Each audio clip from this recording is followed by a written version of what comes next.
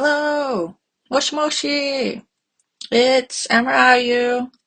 I realize I don't really have a proper introduction for this podcast called the Oshikatsu Pod. I mistakenly called it the Oshi Pod in the last episode. Yeah, so hi guys. Just some quick thoughts. So, Chaser Game W Season 2 just finished wrapping up filming just like this past week, or just this week actually, like a few days ago. So, I think Sugai Yuuka, she finished first, and then it was I think her name's Chise. So she's the Korean actress. So she finished after that, I think, and then it was Yurika after that. I don't know, but I know it was in that similar order. But it seems that some people, some fans, have kind of been harassing the social media accounts of Chaser Game W. I mean, these people are like, they're just trying to share images from, the last day of shooting. They call that crank up. So crank up means like, back in the old days, they would film things, with this old style camera with film in it, and you would have to like crank it. So you would pull this crank out from this camera, and then you would start turning it so it could start recording. Um, so when you put the crank up, which is like, basically back into its position, then that means it's over. So the Japanese have adopted this saying of this English terms. So there's crank in, and then there's crank up. So crank up, it sounds weird, but it doesn't make sense. But I'm explaining it now. So crank up is when filming is done. Crank in is when they put that crank inside of that camera to start filming. Um, so crank in is when you start seeing images of like people, the cast, they start filming. So that's the start of the filming, crank in. And when you do crank up, that means it's over. So there's these images they call crank, crank up. They'll put it in these tweets, meaning okay, it's over, the filming is over. But then there's been fans who have been replying to these official accounts, especially underneath the posts related to the Korean actress. Um, we don't know for sure if there's going to be like a love triangle.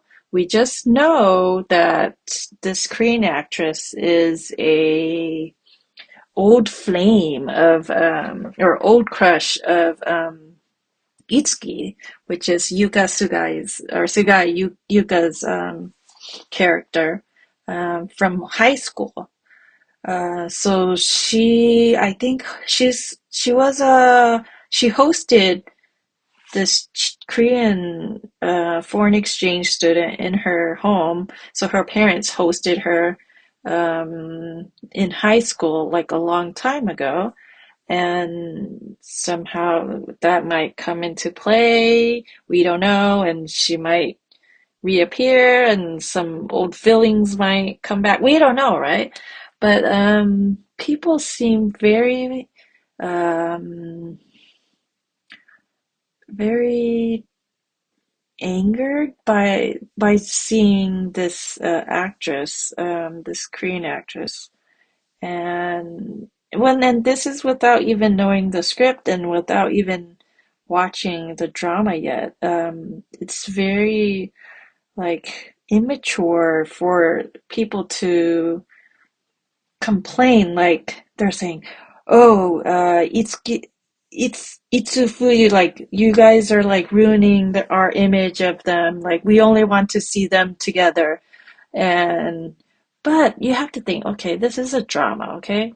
So dramas, if you don't know, or any story, movie, whatever, there's always some conflict, right? And that's what makes things exciting. It makes you want to watch more. It makes you feel for the characters because they're going through a hardship. You can relate to them better. If it was a drama without a conflict where the characters can grow from it, then all you're seeing is like it's just two people like hanging out with each other. Like, that's not reality, right? Like some watching like some, I don't know, like Instagram and watching some fake couple posting their like beautiful life, everyday life. That's not, it's not, that's not reality. So the whole point of a drama is to have um, the two character or a character or what, it could be two characters. Usually it's one protagonist. In this case it's two because it's Itsuki and Fuyu, and they have to face some conflict. This is the whole any writing or any writing course, any teacher that has taught like writing um, will tell you this is the essence of storytelling. Um, so you have a protagonist or protagonists, and they face a conflict. Then somehow they either overcome that conflict or they don't. And then that's the end. So that's how stories are, that's how dramas are too, right? Sometimes you can have more conflicts and then they either have to overcome each one or they don't, right? So people have to realize, shit is gonna happen and just deal with it. Don't go harassing the staff who are they're putting up pictures of, the actresses and complaining to them about this. This is not how you do it. Um, but you have to also realize season one just aired in January of this year. And now we're getting season two. This is pretty amazing. I mean, September, so January, that was the first of the month. And now it's the second season is going to air in September. I mean, that's like what? 9 months apart? It's like that's like amazing that they managed to pull this off. And this is due to, yeah, the fans, of course.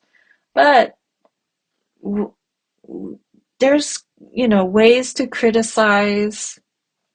You can hate on them if you want, but I don't know, harassing the staff over something so immature, they're doing their work. Let them do their job. Um, it's discouraging um, when they see these comments, right? So people need hold on, get a grasp of reality. Go touch some grass. Um, this is a fictitious couple, so just get over it. And life is not always like roses, right? So just deal with it. This is a fictitious couple. They don't exist in real life. And just like enjoy it for what it is, okay? Yeah, so that's my bit about that. Well, one more thing. It's very toxic too. I've come across some fans that are Chaser Game W fans, and yeah, I've met these people, and they have no sense of reality, and it's scary, um, and toxic, and just something I don't want any part of. Yeah, so I don't know. These people have issues. Okay. So that's my bit about that. Oh, there's been a bunch of new dramas that have been announced. There is one with Shuri. She was in, what is it, Boogie Woogie? So she was the main protagonist or the actress for that. So she's in a new drama called Monster. It's a legal drama. And they just revealed two additional cast members. One is the guy from Six Tones, Jesse. I don't know him. I just know he is also dating Haruka, Ayase Haruka. So he's dating her supposedly. And that one guy, I do not know his name, but it's the one pervy guy. He always plays the pervy roles. Um, he was in Ikebukuro Westgate Park, and he played like a gangster in that, and his hair was dyed like blonde. Um, that was like my first time seeing him, but I've probably seen him in other things, but um, yeah, when I had to remaster that show last year, I suddenly remembered that he was in. I was like, oh, it's that guy, that pervy guy, and he's still perv, and he looks the same as he does now. But he's a great actor. Let's see what else has been announced. Oh, the rest of Muno no Taka Muno no Taka. Yeah, so that Muno. Let me look it up. Muno no Taka. So that is starring Nanao. I don't know how to say her name. Nanao or Nanao? Ah, I suck. Okay, but that is airing in October in about maybe yeah, October 11th. So she's the main lead. I guess it's based off of a manga also. And I'll read a bit of the synopsis to you. Maybe this will put you to sleep. And maybe like the Calm app should hire me so I can read some bedtime stories to you. Okay? Okay. So, a slice of life workplace comedy about Takano Tsumeko, an office worker who, although seemingly capable at first glance, is actually super incompetent behind the scenes. The story unfolds as she teams up with Hiwada Michito, a fellow new hire who is good at his job but appears incompetent. Together they form the strongest tag team in the office. Oh, that's weird. Okay. It's interesting story. So Nanao, she's the main lead, and then I guess the other person is Akihisa, and also Ira Arata is in it. He's been in a lot of things, and also Sato Honami. So she was in Kanojo, the movie with Mizuhara Kiko, if you remember that. movie that caused that was a GL. I don't know if it's a GL or not, but I read that comic, and yeah, that was a mess of a movie, but I enjoyed it. Okay, so there's that. I'm looking forward to that one. And then also Takahashi Marijun. She's in another drama as well, and she's the lead for it. I don't think she's really a lead in many things, but she is the lead in it, and that is a legal drama as well. It's called Rikon Bengoshi Spider, so divorce lawyer spider. The whole, I'll read this to you too. So, this work is a thrilling legal drama featuring Takahashi Marijun as Asuka, a divorce lawyer who operates with the motto no upfront fees, and an alimony, and this is her other motto, alimony is a passport to a fresh start. Okay, so she fights tirelessly for women who have been hurt, taking down their awful husbands in a truly exhilarating way. So the other person is Kaneko Nobuaki, or as Mango likes to call him, Greaseball, because in Buzzer Beat he was Yamapi's like arch nemesis, and he always had like very like greasy looking hair. So he's in this too. So he portrays Ichinose Tatsuya, Mikumo's former husband who inspired her to become a divorce lawyer and who now works at the industry's largest firm, Goldberg Law Office. Oh, okay. So that means they were married at one point. So interesting. Okay. This one, yeah, this one is only 30 minutes an episode, but it's like airing like late at night on NTV, so it'll be on Hulu JP. Um, so looking forward to that one. Anything else you guys want to talk about? Mm, let's see. Oh, do you guys want to talk to about that Hige shit guy? So some news about him. He announced that he's marrying some girl. So if you don't know the history about him, he he is married to Watanabe Anne, which is um, her father's very famous. He's that other Watanabe. Why do I forget his name? Watanabe.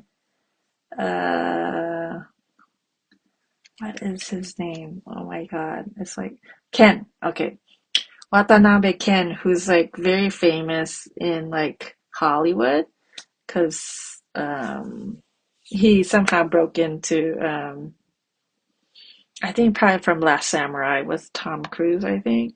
I think he was in Memoirs of a Geisha too. So he broke into Hollywood. He does a bit of both now. Um, but that's her father. She is married to this guy. She was married to this guy named Higashide